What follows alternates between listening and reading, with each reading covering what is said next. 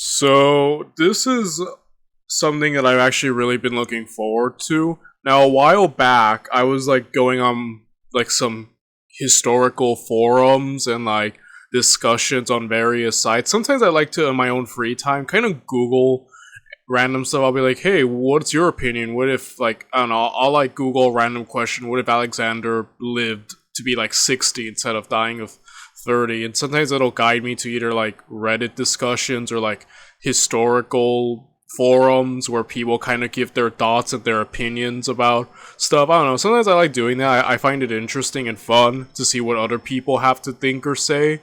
And one like forum I got to was it said, "Was the 30 Years' War that bad?"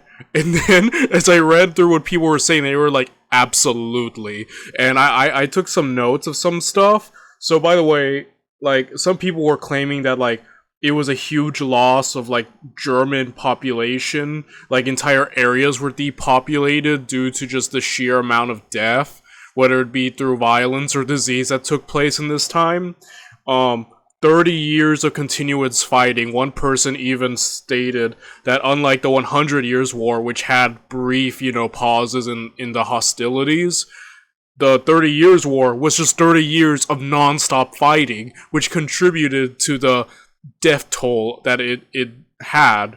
Another thing is a lot of plague and disease, and finally, people made comparisons that it was more disastrous, at least I think in terms of German population, than World War One and Two, and even like comparable to the death toll of these two wars and the Napoleonic Wars. So after looking at all that, I was like, holy crap, how have I not heard about the 30 Years' War? Like, even here in the States, I can't think of any time when I was at school that this war ever popped up. I must have heard about the war in passing, or at least just the name. I don't know anything about the specifics of the war, other than, I think it took place mainly in the Holy Roman Empire, but it may have. I think just it mainly took place in Central Europe, though we know with European conflicts, everyone's bound to get a little bit involved in some way or another, so I don't know, it may have started that way. And I just heard about all this. I'm like, dude, I need to fix this. I need to learn about this war. And so I've decided to watch Kings and Generals playlist of the war. And, which is about 10 episodes. There's an 11th episode about talking the disastrous things, but it's not part of the main war thing. Now, there are many other versions of these videos. I think Extra History has one, but I chose just the 30 Years' War from Kings and Generals, because I love Kings and Generals. He's my favorite YouTuber. Now, usually with Kings and Generals, people are always like, you have to watch long videos, not the individual parts. You have to watch when he releases the full 3 to plus hour version of whatever series he covered. And I did try to look for something like that, but apparently with this series, he didn't do that. He just left it as individual parts and then moved on to other things. And again, I've looked, I tried Googling it, I tried YouTube search, I couldn't find a full 3 plus hour long version of this series. If there is, I must have missed it, and I apologize, but for this series, I'm just going to look at the individual videos. And, yeah. So, essentially, this is something I've really wanted to look forward, I've really wanted to look into, and I'm really excited to actually finally get into this war and just, like, the disastrous effects. I kind of want to learn a lot about it. So, I don't really have much else to say other than we should probably get into it, eh? So without any further ado, let's watch the first part of Kings and Generals 30 Years' War series, White Mountain.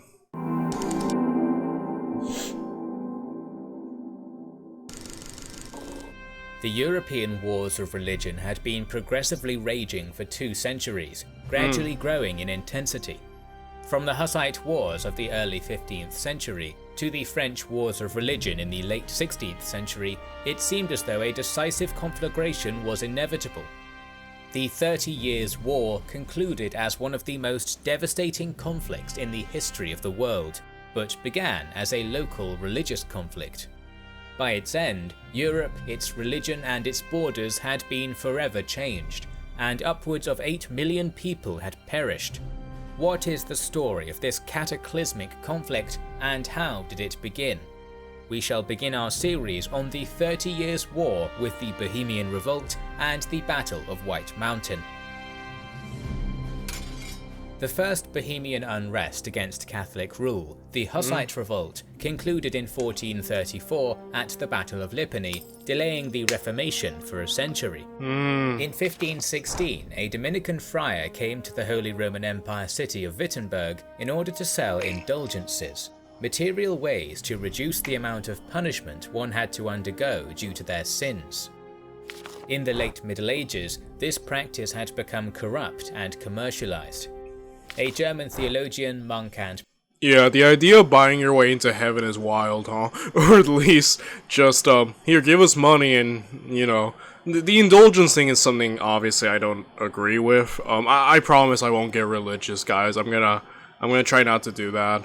But, you know, I have my own thoughts and opinions that overall not fully agreeing with that, but hey, Martin Luther and his 95 Thesis, baby! But, again, Martin Luther in the beginning. Alright, so from what I'm getting, this is gonna be, he mentioned Holy War at the beginning, and now with this, I'm starting to guess that, this is going to be about Protestantism, and, probably how it comes against, you know, Catholicism. And because Martin Luther, his 95 Theses, his translation of the Bible, and, you know, the Reformation, etc.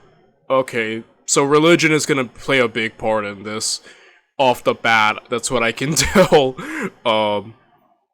Since this is a religious war, as he mentioned, so I'm just speculating.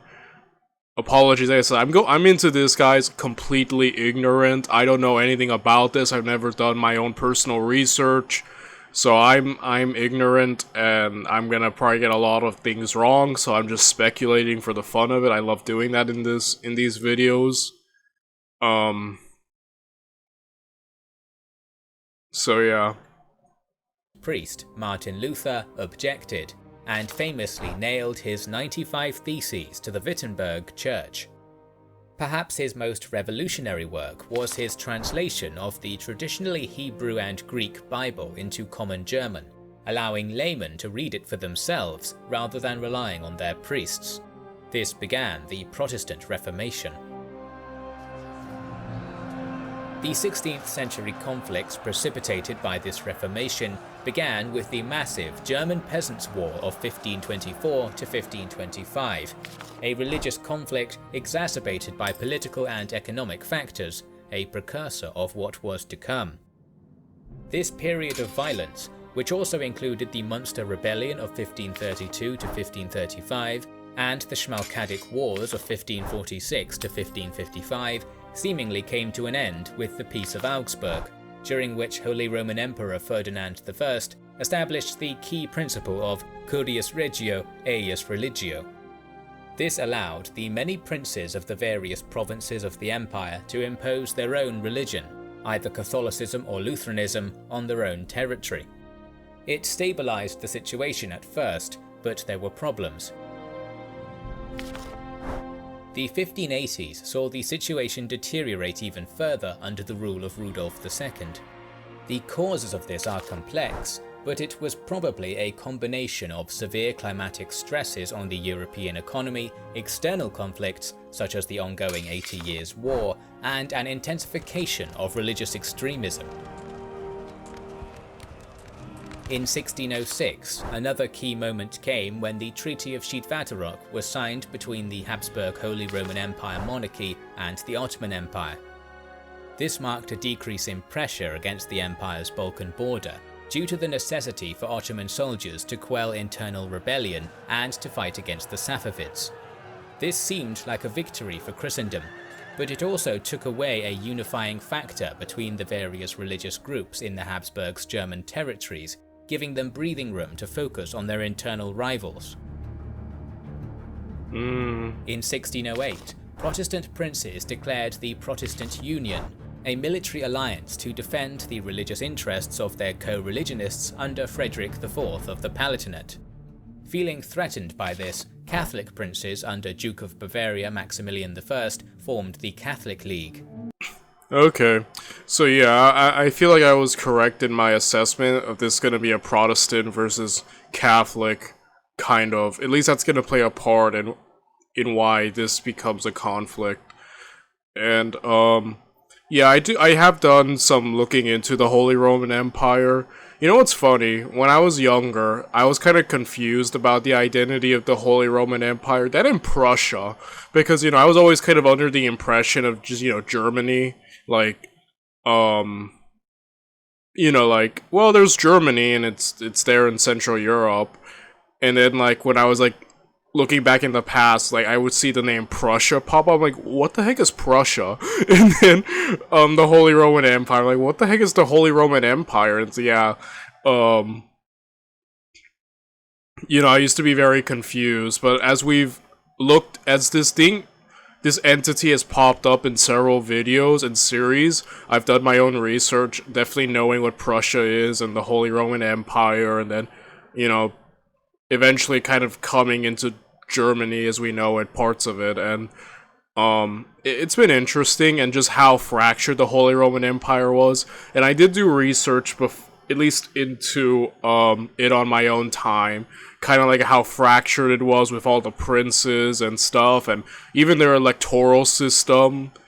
And often we've seen it's mainly a Habsburg over it. And I have looked into it, so I'm not completely blind or ignorant of this thing, which is good, because it seems like it's gonna be the big part of this series. So yeah. One of the largest provinces in the empire, Bohemia, had enjoyed comparative religious freedom since the end of the Hussite Wars, and was one of the most tolerant lands in Europe. In 1609, Rudolf II issued the Letter of Majesty, a text which guaranteed freedom of conscience for all and liberty of worship for nobles, essentially allowing Bohemia the right to control its religious affairs free from imperial interference, but it was clear that this was a fragile compromise. Rudolf II died in 1612 and was replaced by Matthias who was more radical in his religious policies and began to slowly roll back to the right. The new emperor also had no children, so the succession was an open question. As a 4-year dispute over the guardianship of the Electoral Palatinate concluded in 1614, Frederick V became the elector. He was a talented military leader and a zealous Calvinist who firmly believed in a Catholic conspiracy to annihilate German Protestantism and positioned himself as a leader of the Protestant princes. By 1617, Matthias fell ill, and Ferdinand of Styria had been elected as the heir designate, to the dread of the Bohemians. They had heard tales of Ferdinand's vicious counter-reformation as Archduke of Austria, and feared that he would not allow non-Catholics in Bohemia. On June 6, 1617, he ascended to the Bohemian throne as Ferdinand II, to the fury of the Protestant Bohemians. Without the ones. What happened next is debated, but the Bohemians either wanted to perform a preemptive strike in anticipation of Ferdinand's predicted so this seems to be kind of the nail that's gonna break the camel's back, as it were. Ferdinand seems to be that case, because of the religious tolerance of Bohemia. They don't want to lose that, especially the Protestants, and there's this stirring with Frederick here of this great conspiracy to eradicate Protestantism. So yeah, you're seeing the pieces all fall together for the powder keg, as it were, of why this is about to lose control. Execution, or violence was already done against the Protestants. The issue of Habsburg rule over Bohemia was also a key factor. On the 23rd of May, 1618, an assembly of Protestants went to the Hrad. Okay, so I noticed the color coding. It seems like the Protestants are gray in color coding, and the Catholics are like bronze. It looks bronze to me. Could be wrong, but I'm just gonna go with bronze. So that seems to be the two factions, as it were. The royal castle, and insisted on seeing the imperial governors. After a heated exchange of words between the assembly, led by Count Turn, and the imperial representatives, the Imperials were thrown out of the council chamber's windows and fell, becoming infamously known as the Second Defenestration of Prague. This was the trigger for the Bohemian Revolt, and Europe would consequently be embroiled in an apocalyptic conflict for the next 30 years. Oh, wow. Yeah, no going back from that. You threw a dude through a window. Oh boy. This scandalous act in Bohemia and the brewing insurrection took the courts of all Europe by surprise, including the Bohemians themselves. Despite the state of affairs, they were cautious and refrained from demanding the deposition of Ferdinand for now, instead addressing their demands to the sickly Holy Roman Emperor Matthias, maintaining a pretense of loyalty. Nevertheless, military preparations and actions began immediately by both sides. In mid-June, Every month, Bohemians wrote to the Protestant Union, asking them for full admittance and military support in the upcoming conflict. In order to incentivize this further, they offered Frederick V, the leader of the Union, the Kingship of Bohemia for their support. In a diplomatic mistake, they offered the same to the rulers of Savoy, Saxony and Transylvania, which led the wider Union to declare neutrality in the conflict, contradictory to their leader, the Elector of the Palatine. Dang, that sucks. Not the best move to make there. Yeesh. The ruler of Saxony, the most powerful Protestant province of the empire, had never wanted a war with the emperor, and when Ferdinand offered him protection against any Protestant retaliation in return for neutrality, he accepted and mobilized his forces to secure his border with Bohemia.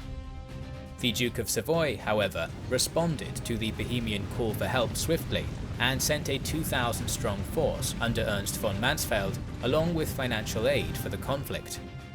In May 1618, this Protestant force captured the stronghold of Pilsen, marking one of the first major engagements of the 30 Years' War.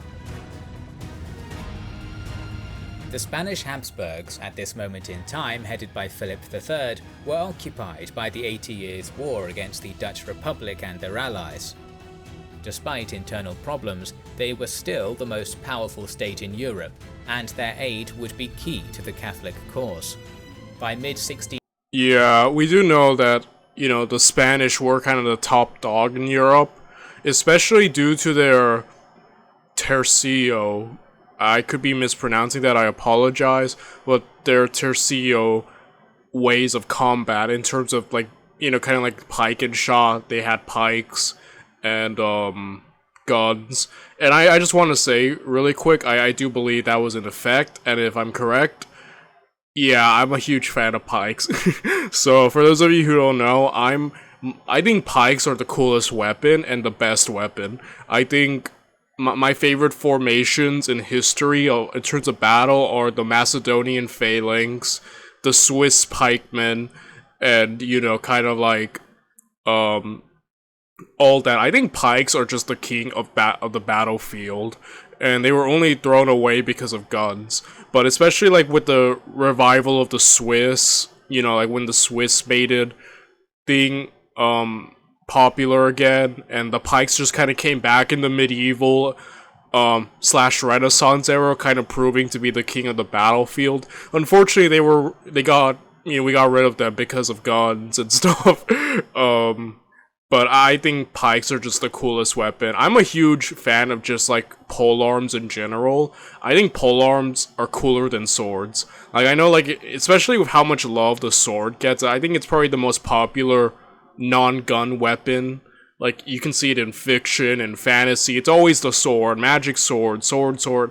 And I'm like, no, I think polearms are cooler. I'm a fan of spears, especially in, games and stuff, I think there was a game called Brawlhalla. I used to play with my friends. I used to pick the spear unit, and I would just like I said, I'm just a fan of the spear, of the polearm, and I think the pike, especially just in like formation, just a bunch of dude with these giant freaking pointy sticks and just going around and just impaling and killing everyone. I don't know, I just think the pikes are cool. I think pike formations are the king of the battlefield and just the coolest, the king of infantry weapons before we inevitably got rid of them. But like I said, I'm a huge fan of pikes. They're my favorite weapon, and the Spanish tercio is another evolution of the pike. You know, like I said, we had the phalanx from the Greeks evolving to the Macedonian phalanx with the sarissa, and then, you know, the Romans, unfortunately, kind of made it obsolete, and pikes kind of fell out of major use from the rise of Rome. But again, somewhere around the late medieval era to the Renaissance, they just came back randomly. Like, you can think of the Swiss pikeman, I think it was the German Lancasteritz, kind of the rival of the Swiss, and then like the Spanish tercio. It's just like randomly the pike just showed back up and became king before guns, you know.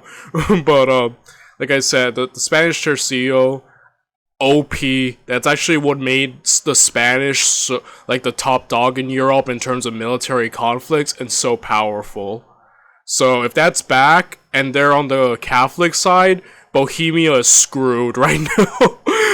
If the Spanish and the tercios are going to be involved now, Bohemia and the Protestants are kind of screwed at the moment. Especially since they've alienated and caused a lot of their Protestant allies to remain neutral. So Bohemia seems to be kind of floundering right now in terms of allies.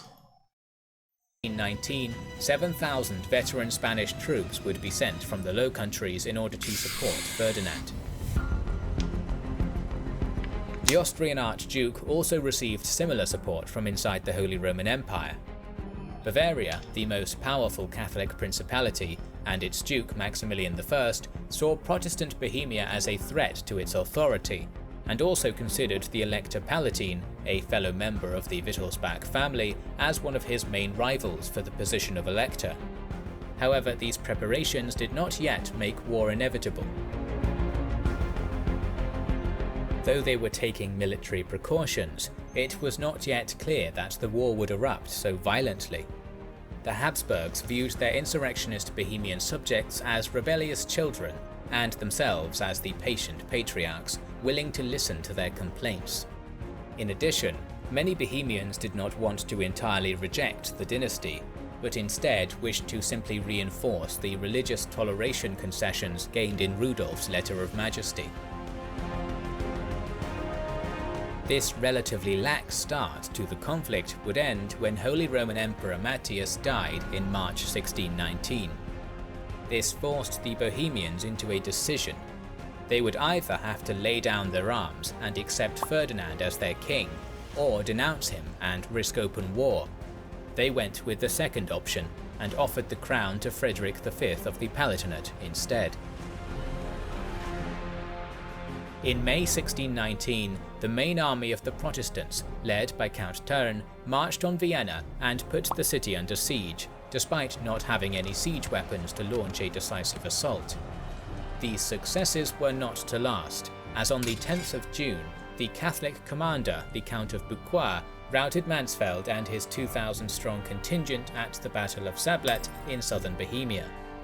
This cut off communications between Prague and Thurn's besieging army, forcing them to withdraw. Even worse, Mansfeld's correspondence was captured by the Imperials, revealing in detail the Duke of Savoy's dealings with the Bohemians, Dutch, Venetians and English. He was embarrassed, and, now aware that he would not be elected the Bohemian king, ended his support for the rebels. Again, Bohemia is losing allies left and right, alienating people, and now they seem to be becoming more and more isolated. So I don't know how they hold on. I mean, I don't know how the twists and turns this war. So far, it's Bohemia, Protestant Bohemia against everyone. You know, the main Catholic faction, so I don't know if it's gonna remain like that the rest of the series or not, because at this point I don't know how Bohemia's gonna hold on. They seem to have everything kind of going against them. On the 28th of August 1619, Ferdinand II was finally elected the Holy Roman Emperor in Frankfurt, but he still had problems to deal with. In late August, the Prince of Transylvania, Bethlen Gabor, began the conquest of Habsburg Hungary, and on October 13th defeated the last Habsburg army in the region. Soon afterwards, he moved up the Danube and joined forces with Turn, moving in November to lay siege to Vienna a second time. Again, this apparent success was not to last. On the 27th of November 1619, Gabor received reports that a large Polish army, assisting the Catholic Ferdinand, had entered Upper Hungary and cut his communications with his Transylvanian heartland.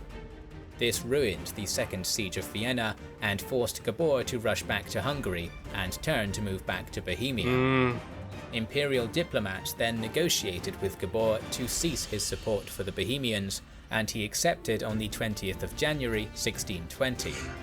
See what I mean? They keep getting more isolated, and like we're starting to see the rest of Europe kind of get involved. I mean, obviously the main thing is here in the Holy Roman Empire, but you have the Polish here, and now you have Transylvania.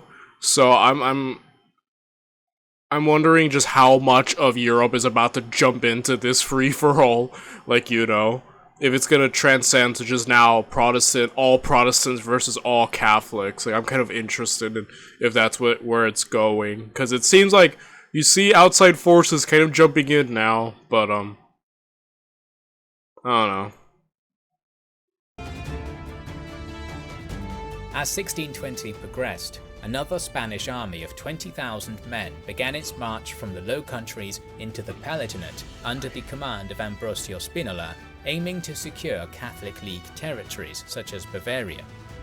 At the same time, an army of around 30,000 Catholic troops conquered Upper Austria, led by the Count of Thiel, while Bucquoy's force had conquered Lower Austria. This done, the imperial armies under Bucquoy and Thiel united and thrust into Bohemia, seeking a decisive engagement. On the 8th of November 1620, the imperial army met the rebels just beyond the walls of Prague at Bila Hora, the White Mountain. Oh boy, okay. So this does not look it's gonna bode well for the Bohemians. They seem surrounded, lacking allies, and I'm assuming outmatched, because like a lot more Catholic forces are uniting against it, so I imagine they would have numerical superiority. I mean, granted, I don't know about the manpower of Bohemia, so I could be wrong, but I don't know.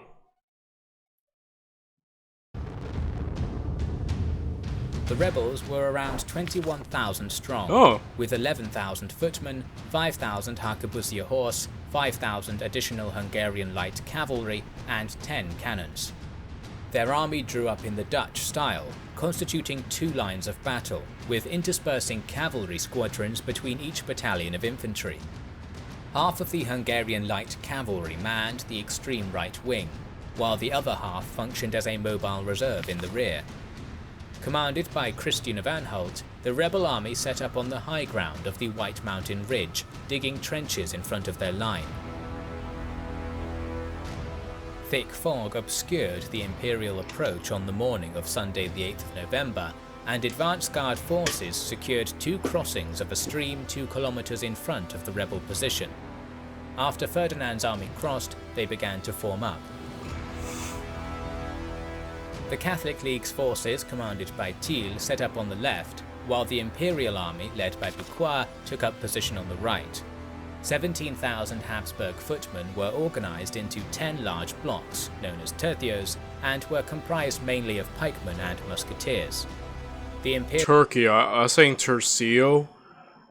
Turkio. Okay, either way, you know what I meant, right?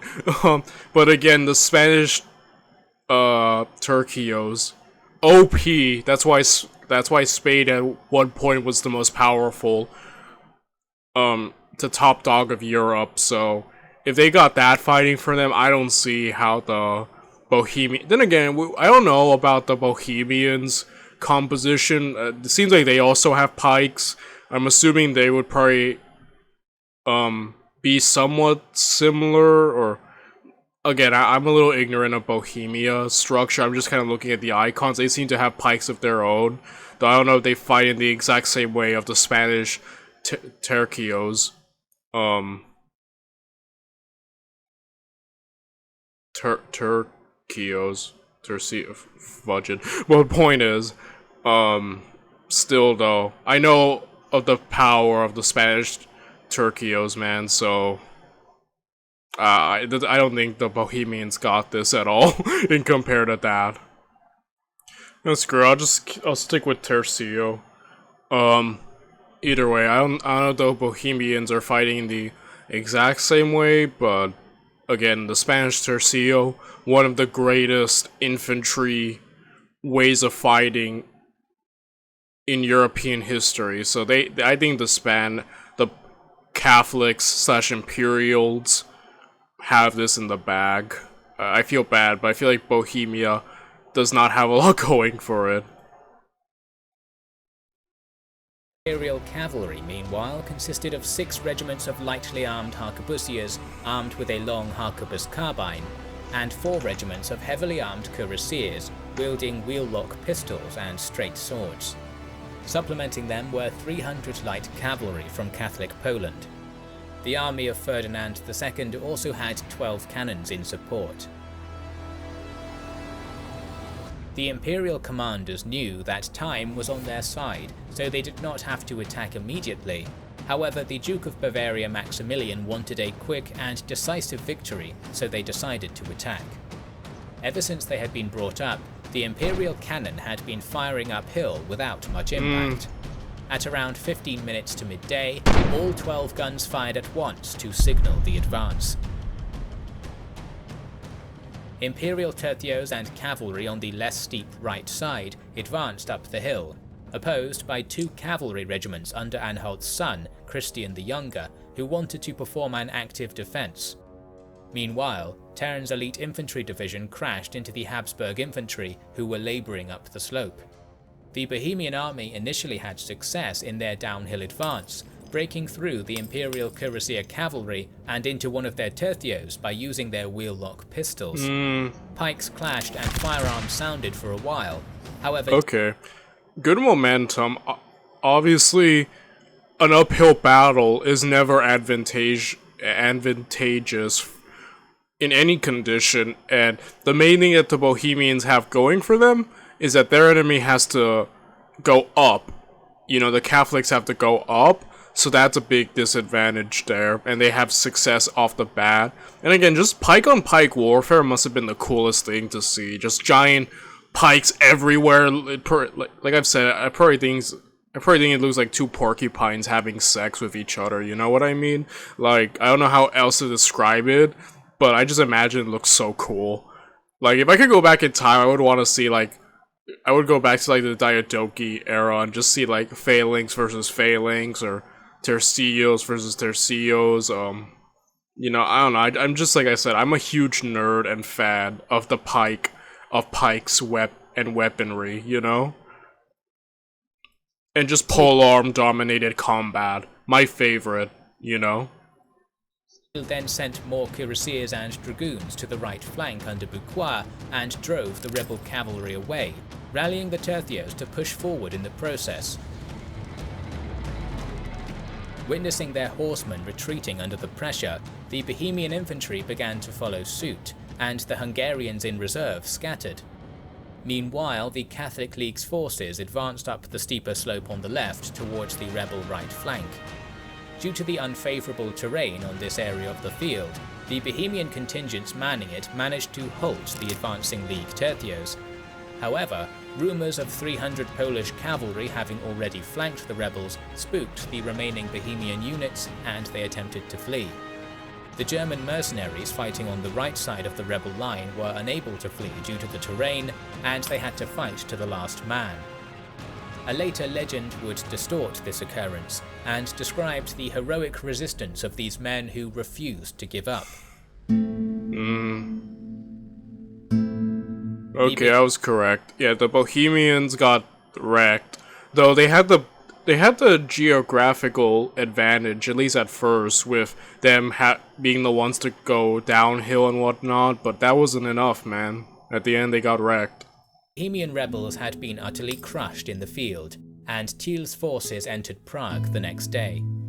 47 leaders of the rebellion were put to death, 27 of them being executed in the old town square, commemorated by 27 crosses engraved into the modern-day cobblestones.